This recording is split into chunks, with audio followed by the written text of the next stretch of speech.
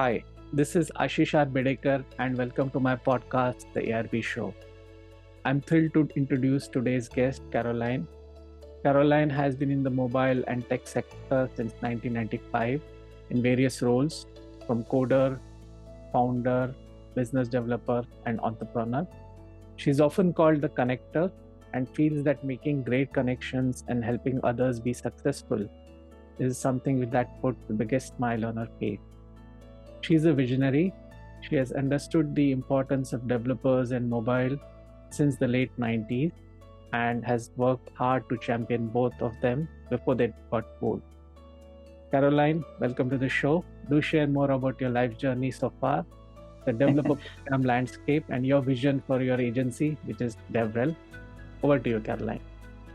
Thanks, Ashish. Nice to see you again. It's been a while. When I think back to, I was talking to a friend of mine last night that I was doing this podcast, and when I think back to when I started in developer relations, 15-ish years ago, one of my first customers was Navtech, and of course you were part of that. So I think we go back quite a ways in the world of developer relations. So thank you so much for having me join you. Great, thanks, Caroline. So as we discussed, what I request the guest is to talk about some areas, maybe top 3 highlights in a specific area of their expertise.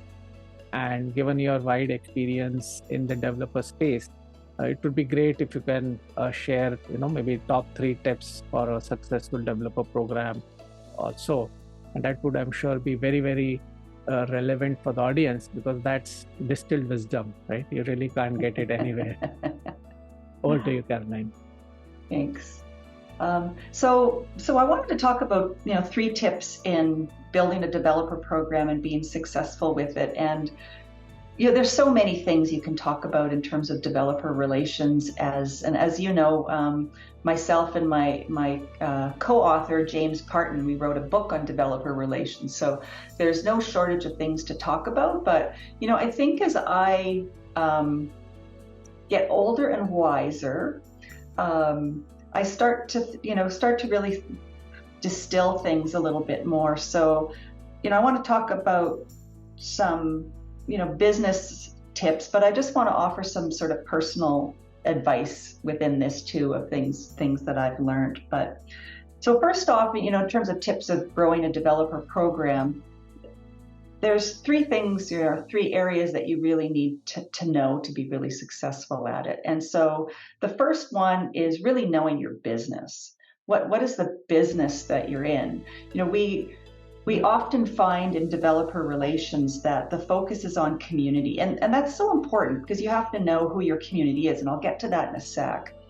But we're in the business to make money, and so understanding who your business is, who are the leaders in the business, what the goals are, what the focus of the business is so important in understanding how you're going to structure your developer program, the metrics that you're going to need to work towards to support the rest of the company, knowing maybe you're in a company that has a number of different products, which one has more priority over the other, which one's going to be sunsetted, which one is, coming up. And, so understanding what the business is and who the players are within your business and within the area that your business works in is really important.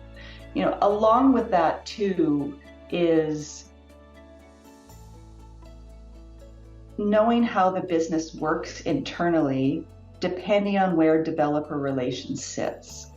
So sometimes developer relations sits in marketing. We just did our State of Developer Relations survey, and it shows about 33% of developer programs, which is the highest number, sits in developer marketing. But that's still only 33%. You might sit in product. Some developer relations program sits in sales.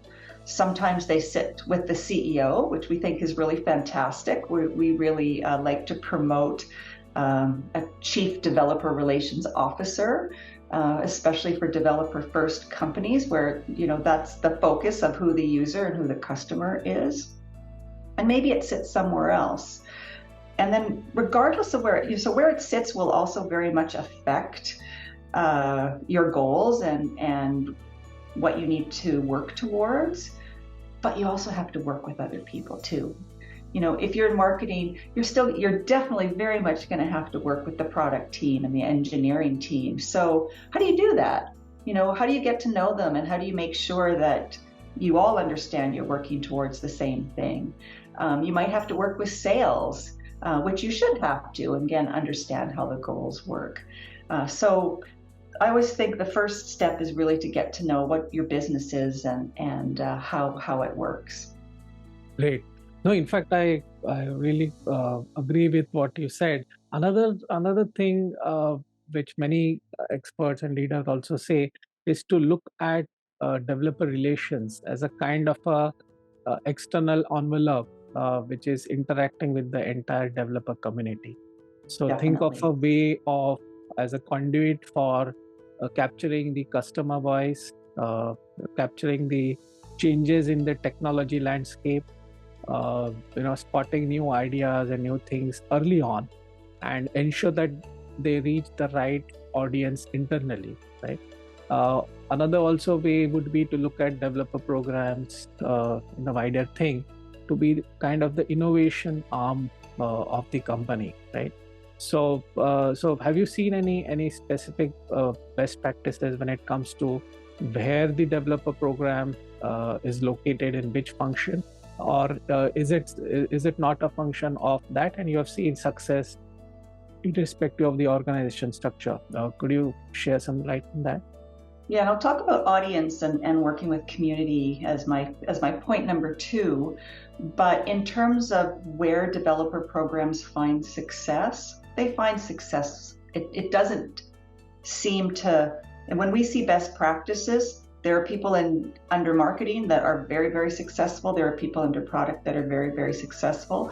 Again, I just point back to knowing what the goals are for the business, having the goals of the developer program roll up into those goals, and making sure that you're talking to and connecting and working and collaborating with all the other groups within your organization. That's what's going to make you successful. Got it. So maybe, one thought, right? Specifically when you're looking at business opportunities, you classically would have segmentation of a business based on the account type, right? So many times people are under the misconception that developer programs is only for the long tail or the enthusiasts or for college students, but that's not the case, right? You would also have big companies which have got many developers, and they would also be consumers of your product. And in many cases, developer programs can also be a good way of leveraging or adding that extra jazz in a sales engagement or a prospecting engagement. Definitely. So that could be also be something like, I mean that's really a very nice perspective. What would be the second point, second tip in your view? So we've kind of started to talk about it already. So first, know the business. Second, know your audience. And so part of that is really understanding who, we say developer relations is about making the developer or the user successful with your product, because your product is either helping to build or will go into their product. And think about it. Their product relies on your product.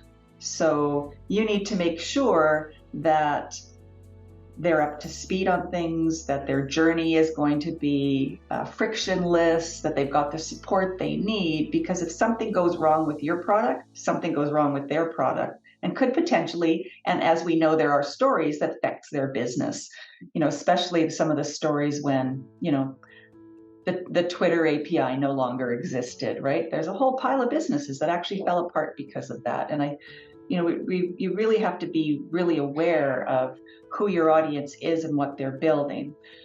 Part of that is segmentation.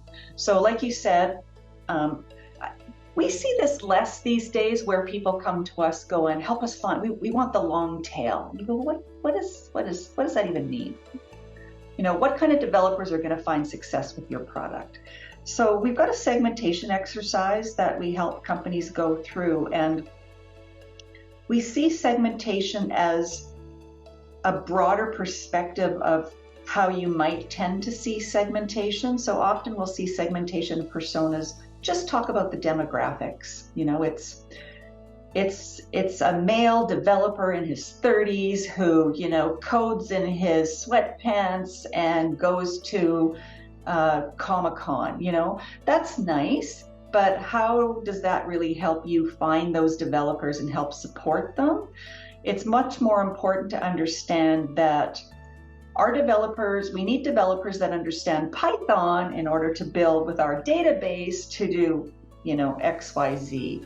We're looking for developers that have these kind of pain points, or are looking for this kind of solution because they're building this. So definitely understanding what the technical needs are around your product affects the kind of developer that you're going to want into your community. Understanding, again, the use cases, what they're trying to build, super important. Understanding where they are. We also say too, unless you're a big company, and even then, you can't afford to go after every developer. You just don't have the dollars. You don't have the resources typically in developer programs. So is it a particular geography that you're going to go after? Especially if you're doing a lot of, in-person activities. Can you have people all over the world? Probably not. Take a look at the size of the business. Are you going after really small companies? Can they afford your product? Maybe not. Well, then you need to look for maybe maybe you're not looking at startups then, who can't really afford to stay in the game and contribute and get to scale with your product. So you might be looking for, Fortune 500 companies because they're the ones that are going to be able to again, scale with you. What's the vertical that you might be looking in? If you've got a product that's specific to healthcare, it's probably the healthcare vertical, and you're not going to go and be looking for companies who are focused on fintech, right? So really understanding that audience who's going to be successful with your product, looking at the segmentation that way, and then taking that into persona development, where you can bring in some of those demographic and psychographic pieces, but then you also want to take a look, great. I understand that I'm looking for Python developers that know how to develop with, this kind of a database doing this. Where do I find them? Are they in a Reddit chat? Is there a Discord that I should be looking at? Are they often going to, KubeCon was on last week. Maybe I need to go and support that event because I'm going to go and find the type of developers that I need there. So just coming up with, I got to go find that long tail and I've got to go do a hackathon. That's like, slow down. Let's understand who that audience really is first. Got it. So in fact, when you said hackathon, I'm reminded of a very interesting observation wherein they said that, many times companies look at innovation or look at developers, and they call it like the innovation circus. Right. So typically a innovation or developer engagement means someone flies around to Silicon Valley, has a hackathon, and maybe does some tweet, does ask me anything, and hey, we are now innovative. It doesn't work. Yeah, exactly. It doesn't quite work that way. I mean, as you rightly mentioned, start with the audience segmentation, link that with your business, and then work the way up, so that whatever you do has resonance and has an impact on the top line and bottom line of the business. Very, very valid point. What would be your... Yeah, sorry. Well, just before we move on to the third point, you made a good point earlier too, where you certainly want to think about how to drive that audience, to support it through that marketing and sales funnel. But it's also really important to really get to know your users, and your community, so they can help you with knowing how's the product working? Are there some better features? Like, is support really working really well? What are maybe some innovative things to think about coming down the pipe? So definitely that feedback loop becomes really important in working closely with that community. Right. I mean, just on the same point, I mean, this is not to discourage or say that, a developer program is not open for all, but point is you need to prioritize, right? For example, to your Yes. point, if there's a new kind of a beta SDK which you have, and you really want feedback, you can just put it out there, let the developers give feedback, etc. And that is kind of giving you a good insight as to what the product can do, what it cannot do, what could be the potential verticals for you to really think about it. And if you are able to link that with your overall sales engine, then I think that would give great results, right? Because even then your sales team can go to various verticals and say, hey, you know what, we've got this SDK which can fulfill that need. Excellent point. And knowing some of those use cases, and eventually you'll have some good case studies, some good success stories to be able to tell. And there's many stories, fortunately none come to mind this early in the morning, but where the engineers and the product people thought this is what this tool is going to be used for. And then they realized that, wait a minute, look what these developers are actually doing and building. We never thought about that. So being able to take a look at what's happening and then have those interactions with your community, you might find something really surprising in a really good way.